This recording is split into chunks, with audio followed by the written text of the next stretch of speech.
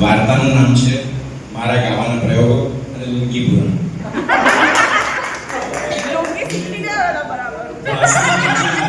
Song શોધવાની જેમ વિમલ સરે પસંદ કરેલા ગીતો બધાને પસંદ પડ્યા. વૈશાલીબેન અને મને મળેલું રમૂજી પણ ગ્રેડથી અલગ ગીત મુત્તુકોડી કવ્વાડીપડા અમારી સરખી પસંદગીનું હતું. એટલે એક જવાબદારીથી નિભાવવાનું નક્કી કર્યું. ક્લાસમાં તરત ગોઠવાયેલી પ્રેક્ટિસ વખતે ઓછી ભૂલો સાથે ગવાયું પણ ખરું. પહેલી જ પ્રેક્ટિસ વખતે ગીતો મિત્રો નાચ્યા અને ગીતનો વધારાનો માહોલ ઊભો કરી દીધો અને એટલે અમારી જવાબદારી વધી ગઈ. મહાન કલાકાર મહેમૂદ પર ફિલ્માંકન થયું હોય, રજૂઆતમાં એક વધારાનું પરિમાણ ઉમેરવા વૈશાલીબેન અને હું બંનેએ પોતાના સ્વભાવ વિરુદ્ધ નૃત્ય જેવું કશું ઉમેરવું પડે. બીજા અઠવાડિયાની 2 દિવસોની પ્રેક્ટિસમાં મેં શરીરની હલનચલન જેવી ક્રિયા ઉમેરી, પણ મને લાગ્યું કે થાંભલો નૃત્ય કરે છે.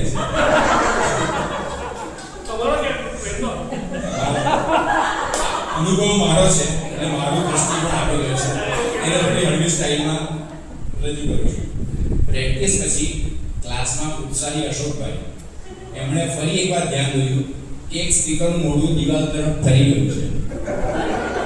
મને ખબર હતી કે આવું આગળ પણ થયું હતું જ્યારે પણ મેં નૃત્ય કરવાનો પ્રયત્ન કર્યો, પણ અશોકભાઈને શોકમાં નહીં નાખવા એમને સાચું કારણ નહીં જણાવ્યું. સ્પીકરે બીજી નિશાની પણ આપી. આ વખતે માઇક હાથમાં હતું ત્યારે ખભાની ઊંચાઈએ બંને હાથ ડાબે જમણે થાય ત્યારે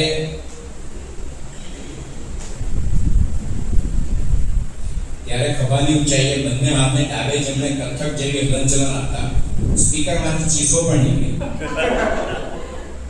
સરે પણ નાકનું ટેબુ ચડાવ્યું.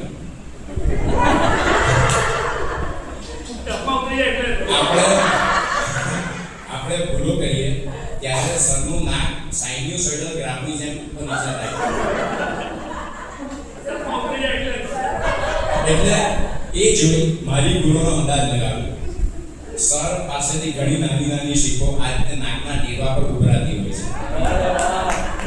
હોસ્પિટલમાં બીમાર પર લગાડેલ મશીનની સ્ક્રીન પર આવો ગ્રાફ સીધો ચાલે તો સમજવું ગયા. સરનો આ ગ્રાફ સીધો ચાલે તો સમજવું સંગીત તરી ગયા. આગળ એકવાર સરને વારંવાર નાકનું ટેવું ચડાવતા જોયા એટલે ત્યારે પૂછી દીધું કે સર ભૂલો બતાવો, આજે નાકનું ટેવું વારંવાર ઉપર નીચે થયું છે.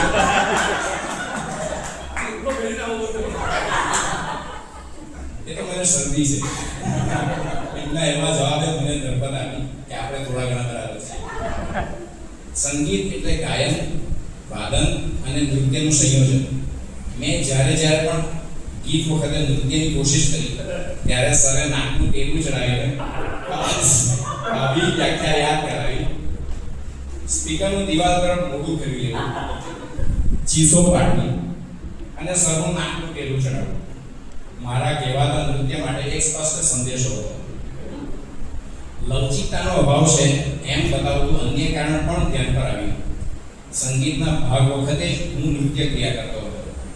મરાઠી બ્રાહ્મણોની કલા માટેની અભિરુચિ અને કૌશલ્ય ગુજરાતીઓ કરતાં અનેક ગણા વધારે છે એવા એમાંના વૈશાલીબેન મારા નૃત્ય વખતે કોઈ દાદ આપતા નહોતા. મારી સામે નજર પણ નહોતા કરતા, સ્ક્રીન પર જ નજર ચિપકાવી રાખતા હતા. એટલે સમજીને મેં હાલ પૂરતા નૃત્યના વધુ પ્રયોગો ત્યાં જ અટકાવી દીધા. સંદેશો સ્પષ્ટ હતો કે હજુ વિશેષ આપવું પડશે. વિશેષ એટલા માટે કે લગભગ 2.5 વર્ષ પહેલા મારા પપ્પાના અવસાન પછી લાલભાઈ ક્લબમાં મહેમૂદ પર ફિલ્માવાયેલું કુંવારા પાઠનું કિશોર ખાનું ઉદાસ હલાડ્યું. આયા જા નિંદિયા તું લે ચલ કહીં ઉડન ખટોલે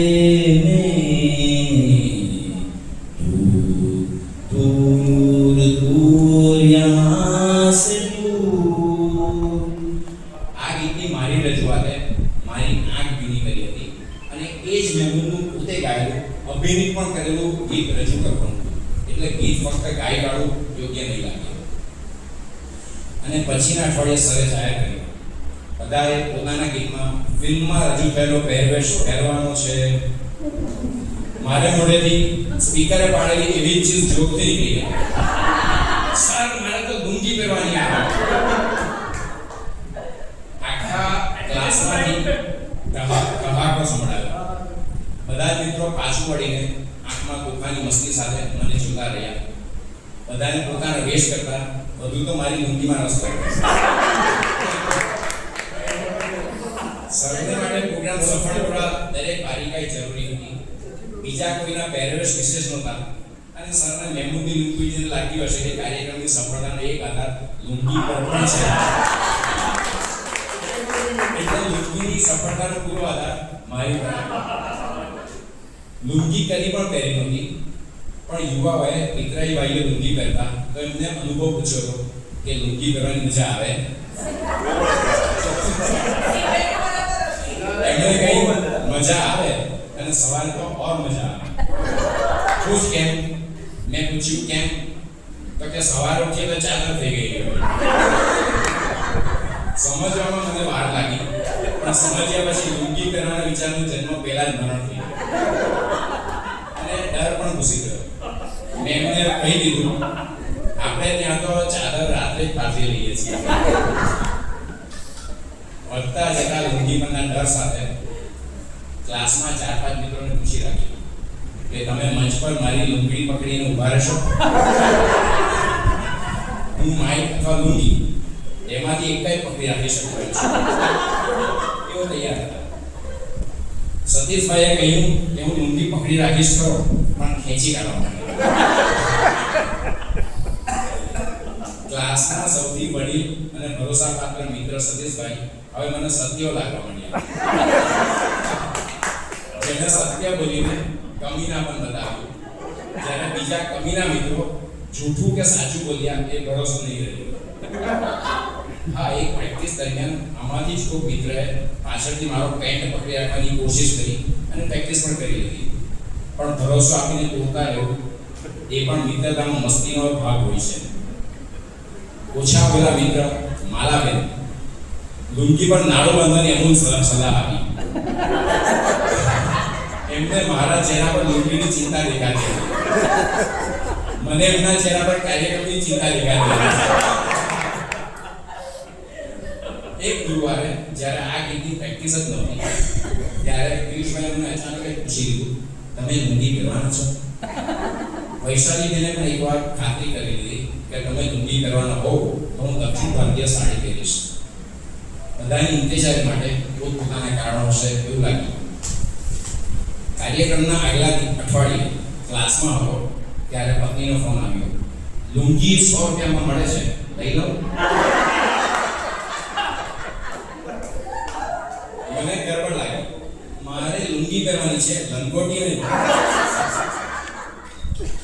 100 રૂપિયામાં વળી લુંગી મળે? ભટાર દુકાને જઈશું ને ચોકડીવાળી વાદળી લુંગી 100 રૂપિયામાં આપવા તૈયાર છે, એ પણ આપણે પત્નીએ લુંગી માટે હા કહી દીધી. એવો જ મારો ડર પણ જતો રહ્યો. કંઈક કેટલાય પરિબળો ભેગા થઈ એક સંકીર્ણ વ્યવસ્થા બનાવે ત્યારે એના ફલસ્વરૂપ વરસાદ પડે છે. એ જ રીતે મને લુંગી પહેરાવવા કેટલાય પરિબળો ભેગા થયા, જેમ કે ગીતની પસંદગી, પહેરવેશ નક્કી કરવો, સર, 50 મિત્રો, એની મદદ અને એની લાગણી, એમની લુંગી માટેની સતત પૂછપરછ, પટાળનો દુકાનદાર જેણે લંગોટીના ભાવે લુંગી આપી કે લંગોટીને બદલે લુંગી આપી, વૈશાલીબેનનો એમનો પહેરવેશ મને જણાવો, લુંગી પર નાણાંની માલાબાઈની અમૂલ્ય સલાહ, મહેબૂબ માટેનું મારું આકર્ષણ, અને છેલ્લું પણ એકદમ અગત્યનું કે ગીતનો ફિલ્મી દ્રશ્યવાળો કેરિયોગ્રાફ ટ્રેક, જેમાં આખા ભાગમાં લુંગી કરેલ મહેબૂબની ઉછળકૂદ જે દરેક પ્રેક્ટિસમાં ધ્યાન ખેંચે છે. એક દિવસ તો રજામાં નાળિયેરથી આચ્છાદિત દરિયા કિનારે ગોગલ્સ પહેરીને હાથમાં તરફો પકડીને રેતીમાં મેં લંબાવ્યું. ત્યાં એક લુંગી દિશાહીન બનીને આમ તેમ પગમાં લહેરાતી પત્ની અચાનક વિજય ઊભી થઈ, તલાપ મારીને લુંગી પકડી અને મારી પર ઘૂંઘોડી. લુંગી હચવાતી નથી તો પહેરો છો હું કામ?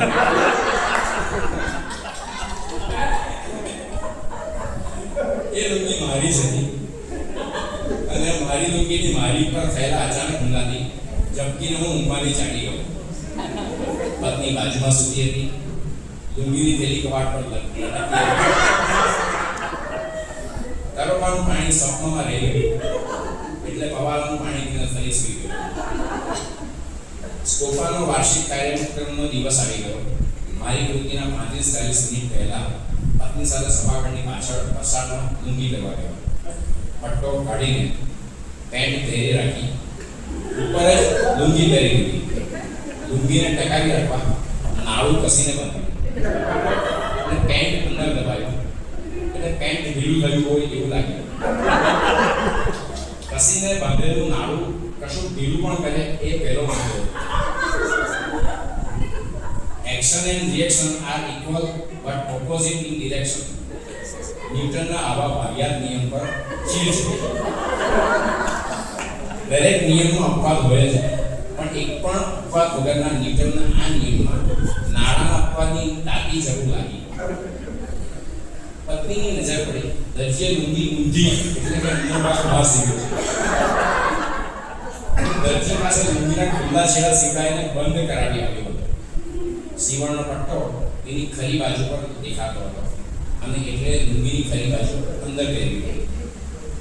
છોડ, હવે કોઈને કહીશ નહીં, મેં કહીને નિપટાવી દીધું.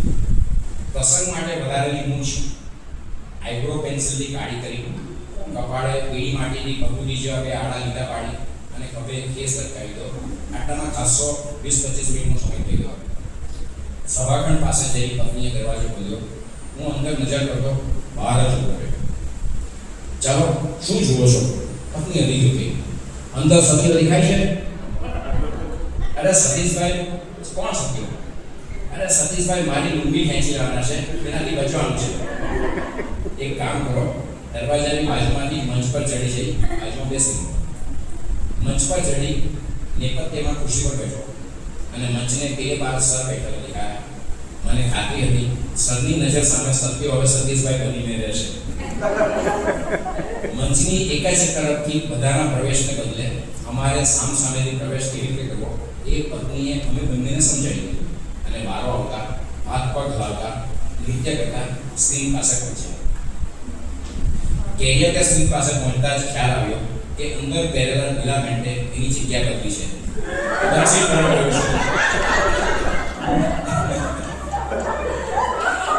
દુખણાની શરૂઆતમાં વૈશાલીબેનની કડી પતે અને મારી કડી આવે એ પહેલા કમરને ડાબે જમણે હલાવ્યો. નૃત્ય જેવું હલનચલન કર્યું તો પેન્ટ મૂળ જગ્યાએ પાછું આવ્યું. એ હલનચલન બીજી 4 મિનિટ સુધી વારંવાર કરવાનું નક્કી કર્યું. અમે મુખું પતાવ્યું અને સંગીત આવતા ફરી નૃત્યની ક્રિયાઓ શરૂ કરી. ત્યાં થોડી વારમાં જ કમર નીચે જમણી બાજુ ગુજારો અને ગરગલિયા પાડવા. માઇક વાળો હાથ ગેજવા પાસે લીધો તો ખ્યાલ આવ્યો કે પેન્ટના ગેજામાં મોબાઈલ ઘૂમતો હતો. માઇક વાળો હાથ કમર પર રાખી જમણી બાજુ ટૂંકા કાઢ્યા અને એટલે પેન્ટનું ગેજું સખત થવાની ક્રિયાથી ગરગલિયા બંધ થયા અને તરત ગુજારી પર બંધ થઈ ગઈ. ત્યાં વૈશાલીને રાહ પાડી, તું તો ઘબરાતા હે અભિષે. એમને ગભરાટનું કારણ પછી જણાવવાનું નક્કી કર્યું.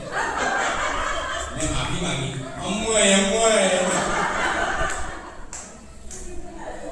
પણ પછી વૈશાલીબેને અવાજ બદલીને વોઇસ મોડ્યુલેટ કરીને ભાવ ઉમેરીને ના માને બેદર્દી અયોડા જે રીતે ગાયું કે એ મને ગાયિકા આશા ભોસલે ગાયેલ શૈલી કરતાં પણ વધુ સારું લાગ્યું.